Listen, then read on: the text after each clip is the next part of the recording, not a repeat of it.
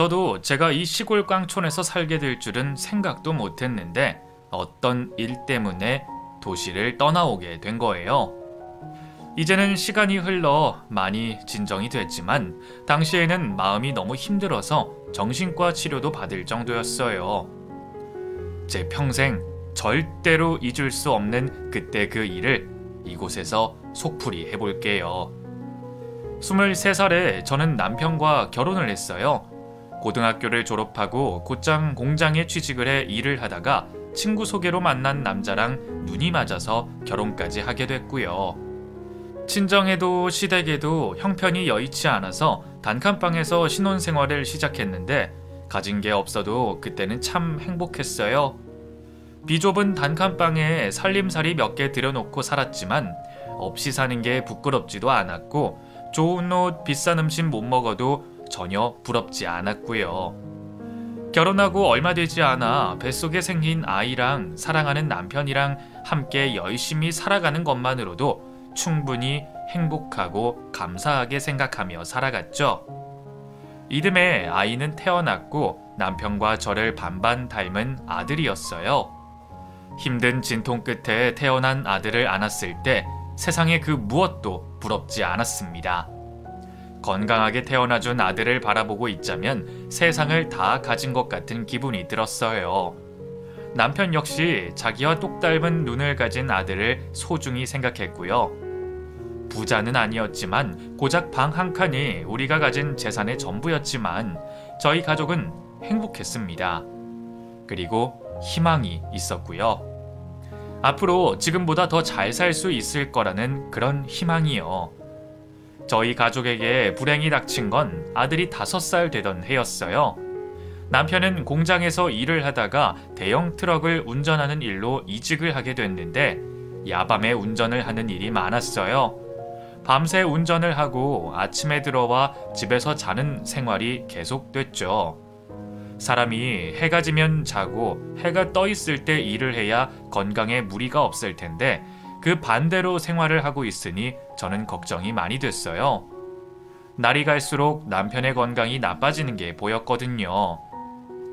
당신 다른 일 하면 안 돼요? 다른 일? 왜? 운전하는 게 신경이 많이 쓰는 일이잖아. 밤새 운전하고 다니는 것도 위험하고 조금 덜 벌어도 낮에 하는 일 했으면 좋겠는데. 밤에 일하는 게 돈 더 많이 받아. 얼른 벌어야 우리도 더 큰 집으로 이사 가지. 꼭 이사 안 가도 돼요. 이 집도 살만해. 현석이 학교 가기 전까지는 이사 가고 싶어. 학교에서 친구들 사귀면 집으로 놀러도 오고 그럴 텐데 코딱지만한 집에서 사는 거 알고 놀림 받으면 어떡해. 그게 무슨 상관이에요. 데리고 오지 말라고 하면 되지. 당신도 이런 집에서 사는 거 불편하잖아. 내가 조금만 고생하면 이사 갈 수 있는데 밤에 일하는 게 무슨 대수야. 내 걱정은 하지 마. 무리하지 마요. 밤에 운전하다가 잠 오면 꼭 갓길에 세워서 좀 쉬고. 알았죠? 알았어. 걱정 말라는 남편의 말에도 저는 마음이 편하지 않았어요. 밤마다 아들을 재우고 나면 남편 걱정에 쉽게 잠도 못 들고 부업으로 받아온 마늘을 까면서 새벽까지 잠을 들지 못했거든요. 요즘이라면 핸드폰이라도 있어서 통화도 하고 그럴 텐데 그때는 그런 게 없었잖아요. 밤새 무슨 일 없는지 남편의 안부를 알려면 퇴근하는 그 사람이 대문을 열고 들어와야 알 수가 있었어요. 이른 시간에 집에 들어오는 남편이 따뜻한 밥을 바로 먹을 수 있게 일찍 일어나 아침 식사를 준비하고 있으면 대문이 열리면서 밤새 운전한 남편이 들어왔고 집에 들어서는 모습을 보면서 그제서 안심을 할 수가 있었어요. 그게 제 일상이었고 하루의 시작이었죠. 운전을 1년 정도 했을 때였을 거예요. 평소 쉬는 날이면 이사 가고 싶은 집을 구경하며 다녔는데 근처에 마음에 드는 곳을 발견했다면서 거기에 이사를 갈 수 있으면 좋겠다고 남편이 말했어요. 마침 적금도 만기가 다 되어갔고 돈이 제법 모였거든요. 조금만 더 모으면 그곳에 이사를 갈 수 있었는데 결국엔 그 집에 이사를 가지 못했어요. 남편이 큰 사고를 당하고 말았거든요. 그날은 평소와 다름없이 이른 시간에 일어나 밥을 했어요. 요즘처럼 추웠던 날이라 김치와 콩나물을 넣어 시원하게 국을 끓이고 남편이 좋아하는 뽀얀 쌀밥도 지어놨죠. 애호박전을 좋아해서 호박전도 굽고 냉동실 깊숙이 넣어뒀던 생선도 한 마리 구워서 든든하게 아침을 준비했어요. 그런데 대문을 열고 아들 이름을 부르며 들어와야 하는 사람이 시간이 지나도 오지를 않는 거예요. 이미 밥 먹을 시간은 지났고 아침은 완전히 밝아져 길에는 출근하는 사람들로 붐볐고요. 이게 무슨 일인가 싶어 저는 점점 불안해졌어요. 잠에서 깬 아들도 지 아빠를 찾고 있는데 남편은 도통 집에 올 기미가 보이지 않았죠. 길에 나가봐야겠다는 생각에 겉옷을 걸쳐 입는데 전화기가 울리기 시작했어요. 그때 저는 어떤 일이 있구나 예감을 했죠. 내가 원치 않는 소식이 있을 것 같은 강한 예감에 전화를 받기가 무서워졌죠. 천천히 수화기를 들었고 곧 저는 방바닥에 주저앉고 말았어요. 사고로 남편이 죽었다는 전화였거든요. 그때 전화를 받았던 그 순간을 생각하면 아직도 정신이 아득해져요. 전날 일하러 가면서 다녀오겠다고 웃어줬던 내 남편을 다시는 볼 수 없다는 생각에 가슴이 무너져 내렸어요. 이제 고작 5살이 된 아들을 나 혼자 어떻게 해야 하나 아찔하기만 했죠. 아들과 함께 찾은 병원에 싸늘한 주검이 된 남편의 몸을 붙들고 저는 오열했어요. 여보, 눈 떠봐. 현석이 아빠. 왜 여기 이렇게 누워있어? 일어나란 말이야. 진정하세요, 사모님. 여보, 일어나란 말이야. 엄마, 아빠 왜 이래? 아빠 왜 계속 자? 현석아, 어쩌면 좋니? 우리 이제 어쩌면 좋아? 대답 없는 남편을 붙들고 한참 동안 울었어요. 아들도 제 옷깃을 붙들고 곁에서 같이 흐느껴 울었죠. 곧이어 도착하신 시부모님의 울음소리와 원망소리를 들으며 저는 서서히 정신을 잃어갔어요.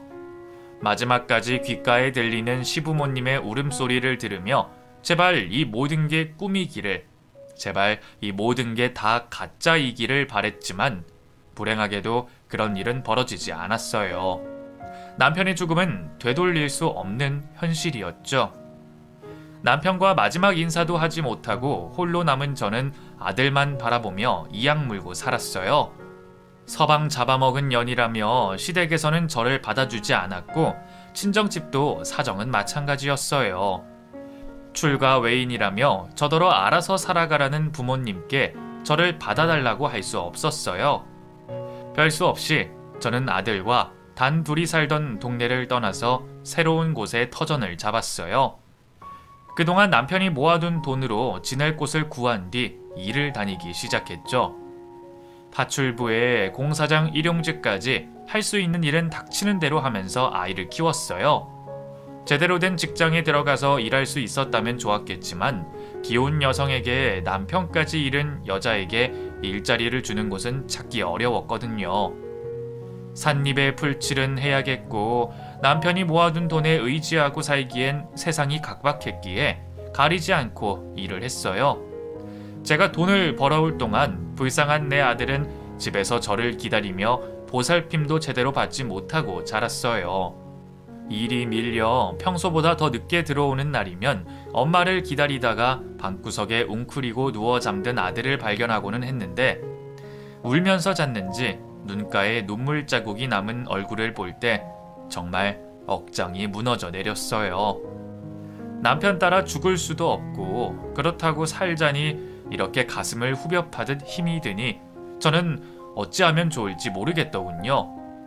잠든 아이가 깰까봐 가만히 품에 안으며 소리 죽여 흐느껴 운 적이 하루 이틀이 아닙니다. 그렇게 눈물로 살아남았어요. 저와 제 아들은요.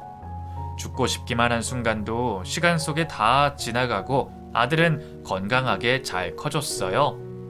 남들 다 가는 대학은 못 보냈지만 고등학교를 졸업하고 곧장 취업을 해서는 그곳에서 자기 자리를 잡아가더라고요.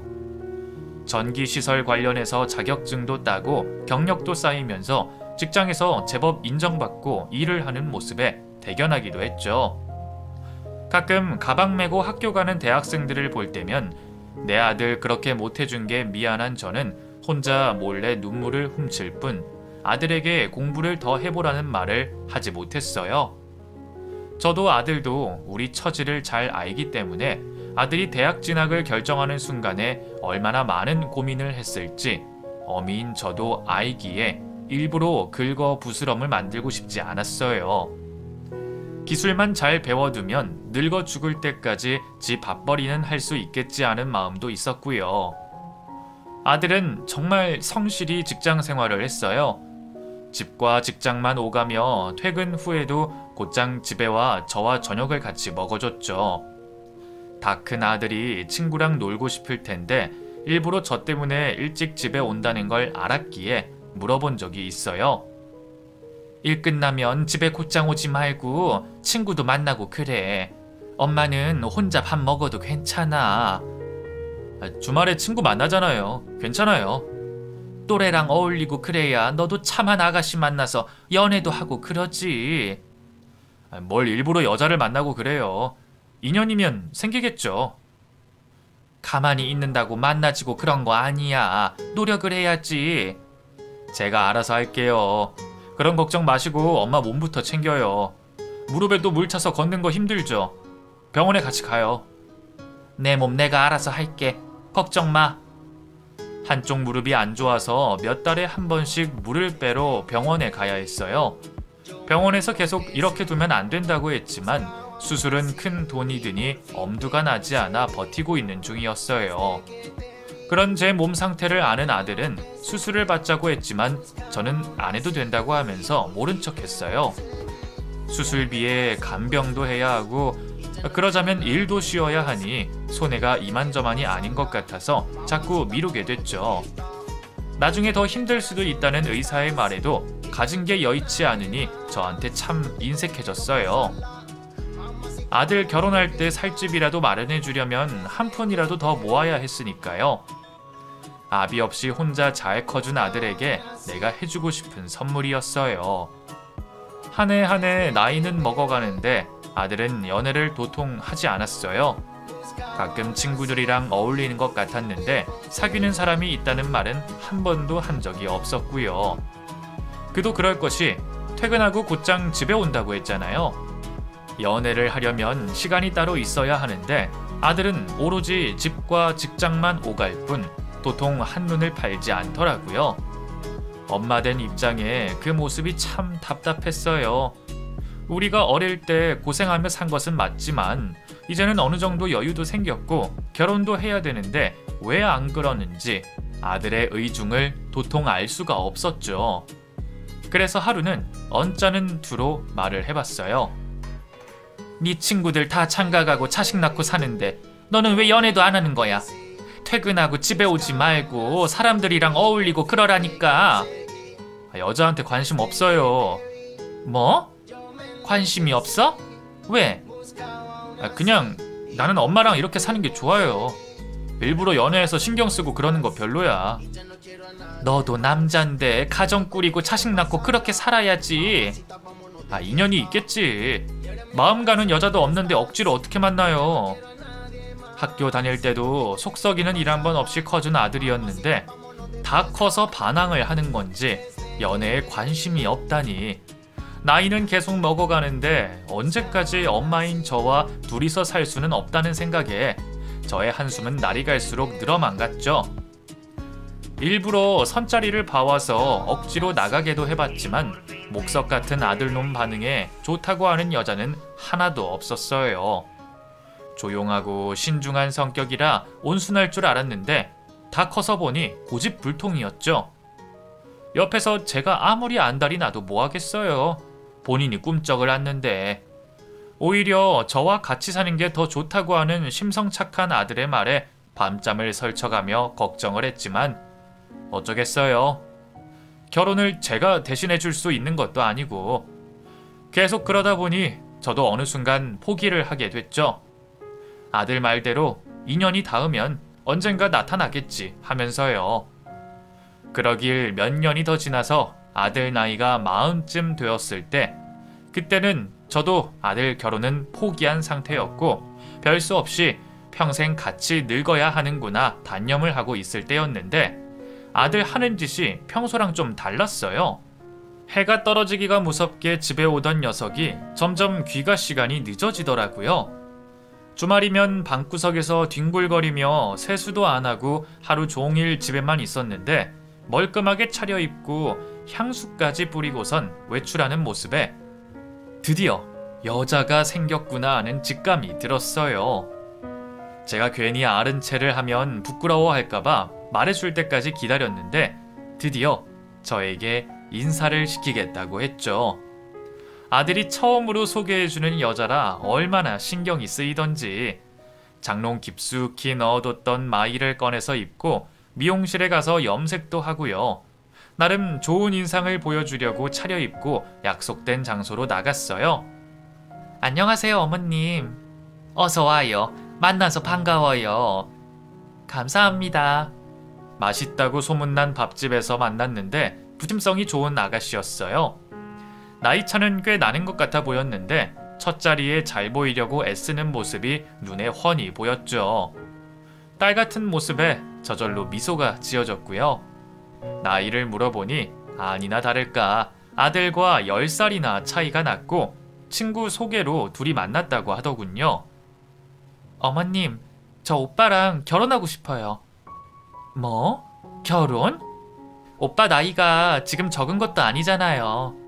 오빠도 결혼 급한 거 아니에요? 현진아. 왜? 오빠도 나랑 결혼하고 싶다고 했잖아. 어머님 만난 김에 말씀드려야 빨리 하지. 아, 둘이 얘기가 된 거야? 그럼요. 오빠가 저랑 같이 살고 싶대요. 얼른 독립해서 저랑 단둘이 살고 싶다고 했어요. 그랬구나. 초면에 부끄러울 법한 이야기를 다 하는 아가씨 모습에 눈살이 저절로 찌푸려졌어요.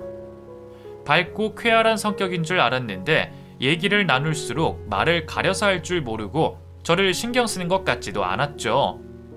물론 아들의 결혼을 진심으로 바라고 있었지만 둘이서 나눌 법한 이야기까지 모조리 쏟아내니 아들의 부인감으로 맞지 않다는 느낌이 강하게 들었죠.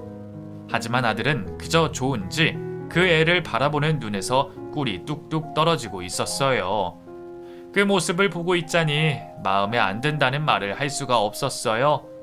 연애가 처음이나 마찬가지인 아들이라 혹시 마음이 상할까봐 말을 할 수가 없더라고요. 결혼하고 싶다고 말은 했지만 남녀가 만나다 보면 어찌 될지 모르는 일이니 잠자코 기다려줬어요. 제 마음엔 안 드는 사람이니 아들도 곧 변심할 수 있다는 희망을 가지면서요. 그런데 제가 바라는 대로 일이 진행되지 않았고 결국 아들은 저에게 결혼하겠다는 말을 하더군요. 부끄러운 듯 내 눈치를 보며 결혼하고 싶다고 하는데 걱정이 덜컥 됐어요. 너 그 애가 그렇게 좋으니? 왜요? 엄마는 아니에요? 지난번에 만나고 별 말씀 없으시길래 마음에 드신 줄 알았는데. 너희 둘이 좋아서 결혼하는 건데 내가 좋고 싫고 할 게 뭐가 있어. 그냥 나이 차가 많이 나는 것 같아서. 내 친구들은 현진이가 어려서 다들 부러워해요. 내가 좀 진지하잖아요. 농담도 잘 안 하고. 재미없다는 말 진짜 많이 들었는데 현진이랑 같이 얘기하고 있으면 정말 재밌어요, 엄마. 그래? 네가 그렇게 좋으면 결혼해야지. 정말 결혼할 거니? 네, 엄마. 빨리 하고 싶어요. 연애하라고 등 떠밀 땐 그리도 목석같이 굴던 아들이 만난 지 몇 개월 되지도 않은 그 여자애랑 결혼하겠다고 서두르는 모습에 마음 한켠이 좀 서운해졌어요. 품 안의 자식일 뿐 언젠가 때가 되면 떠나보내야 한다는 걸 수도 없이 다짐하고 다짐했지만 엄마 마음이 참 그렇더라고요. 더군다나 나는 마음에 덜 차는 아가씨와 결혼을 하겠다고 하니 걱정도 앞서고 말이에요. 하지만 나이 찬 아들이 결심한 일을 제가 곁에서 왈가왈부할 수 없어서 결혼을 허락하게 됐어요. 여자의 쪽에서도 그렇게 원하는 결혼이니 둘이 잘 살겠지 싶은 생각도 들었고요. 그동안 아들을 위해 마련해둔 적금을 해약하고 아들을 줬어요. 결혼식 준비에 보태라고 하니 아들이 펄쩍 뛰더라고요. 자기도 그동안 돈 모아둔 게 있으니 제 돈은 필요 없다고 하는데 엄마 마음이 어디 그런가요? 지 아버지가 살아있었으면 더 좋은 걸 해줬을 텐데 싶어서 아낌없이 다 줬어요. 남으면 살면서 또 비상금으로 쓰면 될 테니 집 구하는데 보태라고요. 엄마, 이렇게 큰 돈을 저 이 돈 못 써요. 엄마 노후자금으로 쓰세요. 1억밖에 안 돼. 이걸로 집 사지도 못하는데 전세 구할 때 보태서 써라. 엄마가 더 못해줘서 미안해. 아니에요 엄마, 그런 말씀 마세요. 우리 아들 진짜 창가를 가는구나. 평생 데리고 살게 될까봐 걱정했는데.